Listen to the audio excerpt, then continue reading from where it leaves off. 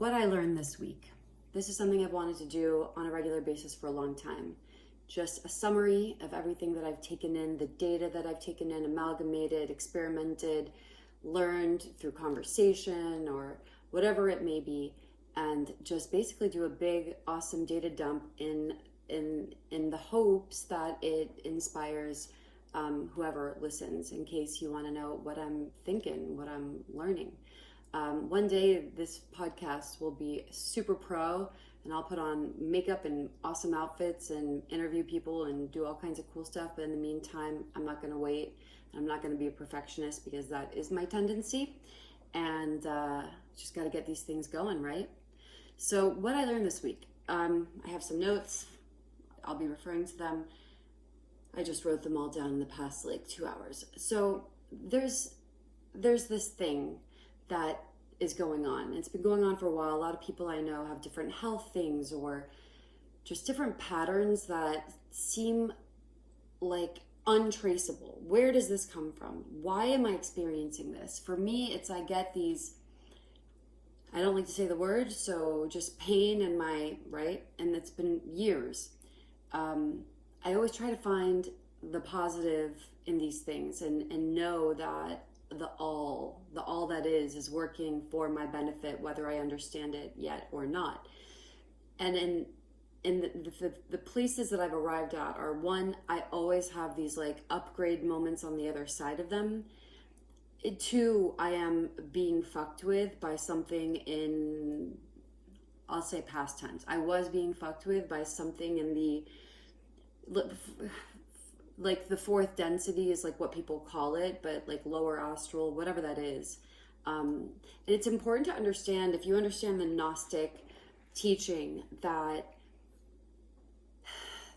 the archons, I believe, are operating through technology. And I've got a computer here and an iPad here and a phone right there, and it's just a shit show of technology, but I'm a technologist and I love that stuff. I try not to be in front of the computer all the time, and I mainly listen to podcasts, but I feel like the technology for the most part is a way that they're able to bridge through this archontic force. If you don't know what that means, you can look it up. It's going to sound conspiratorial. It is what it is, dude. It's just a word to describe a negative energetic force. I am not everything's trying to hurt me. No, I believe that the all that is working for my benefit, in the same way that I believe that the evil forces are actually, in some way, it's just a matter of perspective, that they're actually graduating us to the next level of understanding or understanding. I mean, I don't know what you think that looks like. I mean, if you're here learning, passing tests, moving forward in your evolution, it's going to come in the form of challenges.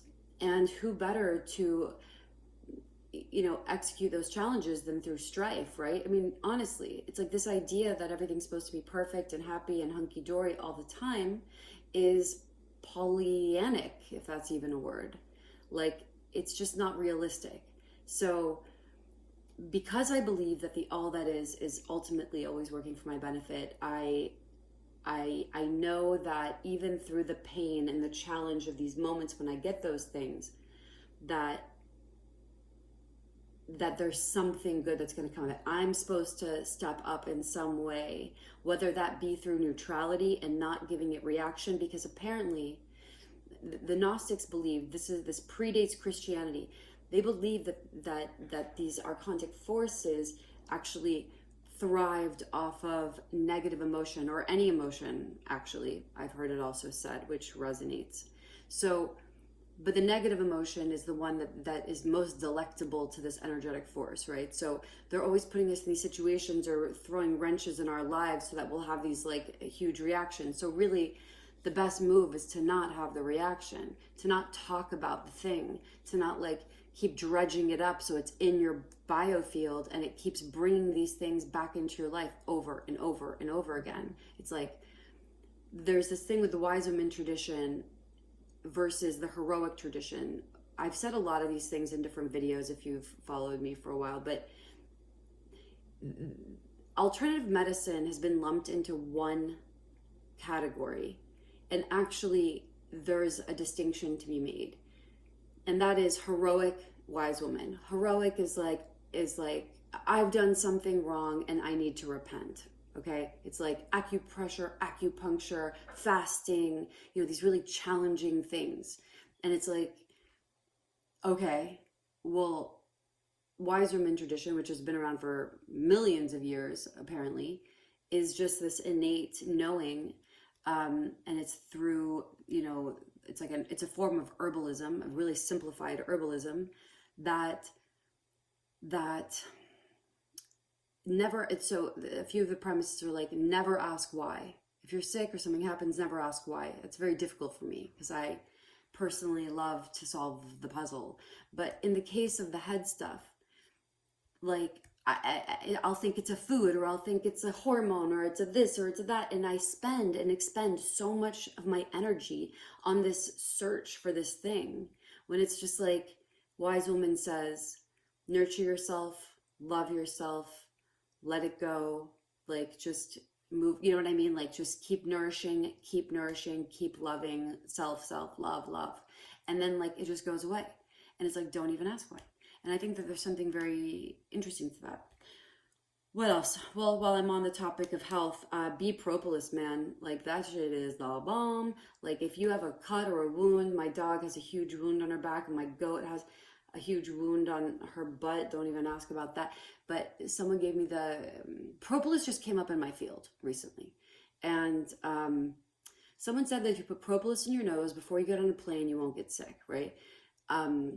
So I actually made an inhaler. Like I've been making all kinds of products, if you're not aware. And I use HBOA, my dowsing technique, to tell me what the formula is. So I made a propolis nasal spray with a bunch of really good stuff in there. And then someone said to me that if you put it on a cut or a wound, like if you have like a flap of wound that, like a skin, I mean, like if you cut yourself or whatever, if you put propolis with honey, pack it into that and then wrap it, it'll like weld the hand back together, the skin to the body or whatever. So I've been doing that on my animals' wounds, and I'm seeing a really noticeable shift, like very quickly, like 2 days, and it's like the wound closed halfway. It's freaking incredible. So that's that. The aloe. I'll probably get into this more another time, but there's also an aloe, a very specific aloe. I can't remember the name of it right now. I have a whole book on it that is super anti-cancerous. If you and I've been making that concoction for my animals again. Like I have this funny idea that I test on animals. It says, don't test on animals. And I'm like, well, my animals are like my patients for the Cosmic Lab, because I refuse to do sessions with people. And so all day long, I'm like trying these different potions and making things and testing them to make sure that they work. And when they do, then I know that I should share it with the world. Not all of them, obviously. But anyway, this aloe, I think one of my goats has cancer. So I made this aloe concoction, and you mix it with brandy and honey. And there's a specific way of doing it. If you're interested, you'll comment, you'll ask, and I'll talk more about it, or I'll get the exact recipe and share it. But that's another thing I've been doing a lot this week with my animals. Psychic powers seem to be coming online, like in a really freaking major way. I can't tell you, this week has been wild. Like I will have a thought about someone that I haven't spoken to in months, and like minutes later they text me. That happened twice in one day yesterday. 2 people, like so wild. Like if you knew the circumstances and like how random and wild they were, you would be as shocked as I. And I'm not the only one. A lot of people seem to be reporting that a lot of their psychic intuitions are coming online right now. So that's cool. I mean, it fits with the narrative that we keep hearing that, the solar rays, like where we are in the galactic journey, is like we're getting hit with these like major codes, which is one very, very good explanation as to why they're doing all this cloud seeding, having nothing to do with global warming. I mean, who knows? Probably not, but I'll always leave the possibility for that to be the truth on the table, but it seems like there's really something about the dimming so that we can't get the full codes. Because what happens? People go online. People come online. I am a simulationist to a degree, so you'll hear me use that terminology pretty frequently. But if everyone gets intuitive and everyone starts to call bullshit on stuff and whatever, it's like that's going to do a disservice to these archontic minions, like the people on the earth that have like made their weird deals with weird demonic forces. And I sound like a crazy person, but that shit is just what it is. It just is what it is. Like, if you do the research, if you go into the shit that I've gone into, there's absolutely zero doubt that that is what is happening. But that is your journey to take and not necessarily mine to drag you into. I'm just going to give you the seeds. That's what the star seed does. The star seed plants the seeds. You got to go find that shit for yourself. Let's see. Next list. Okay. Yeah. And there's this other thing about just like to like circle back to the original thing about the head stuff. There's this this program that was installed. The culture really enjoys installing the program of guilt and shame. And it goes back to that heroic, sorry, I keep pointing at you with a pen, but that heroic tradition stuff. And it's like, why are we so quick to take the blame?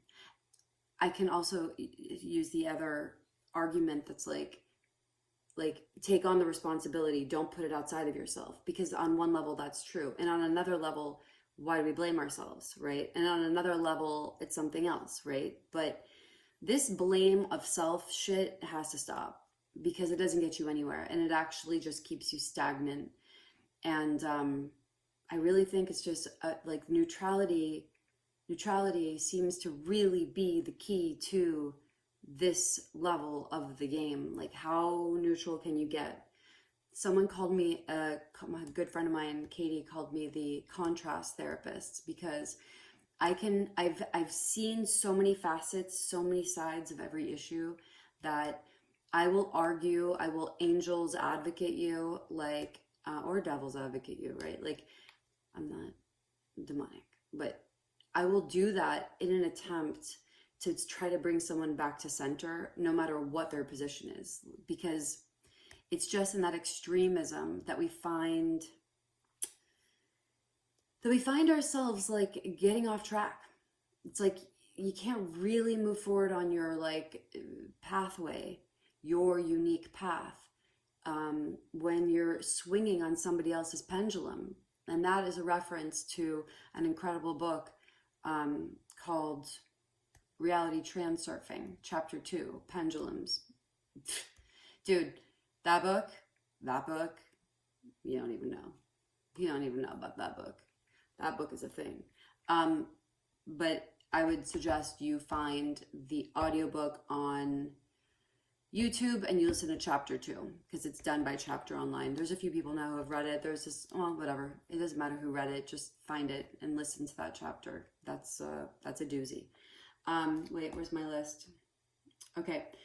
Oh, do I really have to get into all of this? Okay, Michael Jackson is on a pedo. That's so random. Sorry, I probably shouldn't say that. Fuck. I don't even know how to bleep things, so hopefully this doesn't get like taken down or something. Michael Jackson was all good, dude. Go watch Candace Owens on his birthday did a tribute. Go listen to that. I met Michael Jackson. That's a story for another time. Michael Jackson is not who they said he was. Michael Jackson was amazing, and he was a gift to this world. And fucking Candace Owens, man. Like, she always showed up in my feed, but I didn't really get her. I was like, and then I started listening. And I'm not Christian or Catholic or whatever she is. She's whatever the hardcore one is.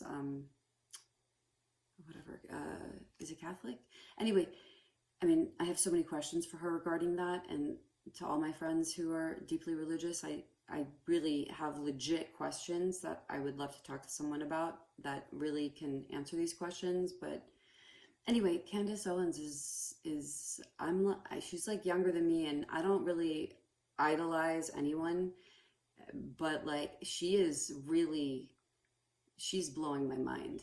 She's blowing my mind. Her courage, her intelligence, like it's not about all the hype that people keep talking about, man. You gotta listen to what she is saying. Like, okay, I'll just stop that because that wasn't even on my list. Moving on.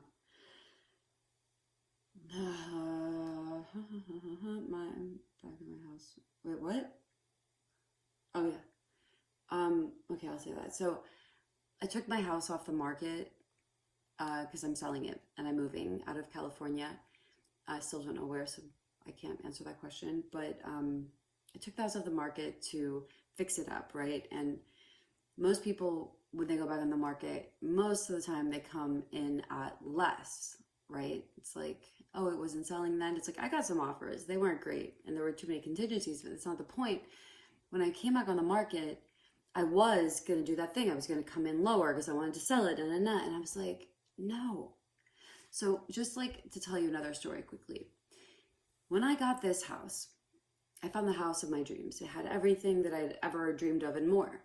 And when I showed this house to the person that was kind of like my quasi-teacher at the time, he said, great, perfect, beautiful. It's like a temple. Now, why didn't you get it for half the price? Because he had taught me these ways of triangulating myself, another word in a way for what most people call manifesting. And so that voice has been ringing in my mind, and it's like I've lived a very strange life for the past 4 years, like living in this beautiful home, but having put all the money into it. So I have a real appreciation. Now I know what it means to not have money to like buy food and stuff. It's like been awesome. It's been a real amazing experience. And I'm ready for it to be over. And I know the worth of this place. And if I hold that vision, if I know that truth, then why am I coming in under? Like, no, I actually came in higher. And, you know, it was a bit shocking to my agent, but we've been talking it through and I'm like, this is not, we're not selling a house. We're creating a miracle here. Like, we gotta get on board. Like, we can create this for ourselves. This is possible. This is in the realm of possibility. So I guess I share that just to say, like, don't be reasonable, because if you can't believe it, if you can't see it, then it's not going to happen. But if you can, then anything is possible. And so that's what I'm doing. Elon. A friend of mine asked me what I thought about Elon, and I have so many thoughts about Elon that I have so many on both sides that I'm like completely neutral on Elon at this point. But I mean, I get that a lot of my liberal friends, and I'm neither here nor there really at this point. Like, I don't really subscribe to a party, but I hear both sides and I know both sides at this point very well. And there's just a lot more information for everyone. Like the left needs to, first of all, chill the fuck out, bro. Like, Tesla shit, it's like, I can't with that. That's just, I mean, what world are you living in if that's like a normal thing that you think is okay to do? Like, that's not the world that we live in. Come on, let's go. But if you look deeper into what he's actually doing for Doge, do that. And then for those who are like super like, oh yeah, like Elon, I'm like, yeah, dude, but there's another side of him too. Like, don't think he's just doing this as a patriot only. Like, he's always got an angle, that guy. He's always got an angle. He's always got a plan. There's a plan. There's a plan. Whatever it is, there is one. Maybe one day I'll do like a deep dive. And it should be said that while I take in a lot of data, the only thing you're really ever going to hear from me here on this channel, wherever this ends up, is my intuition about things.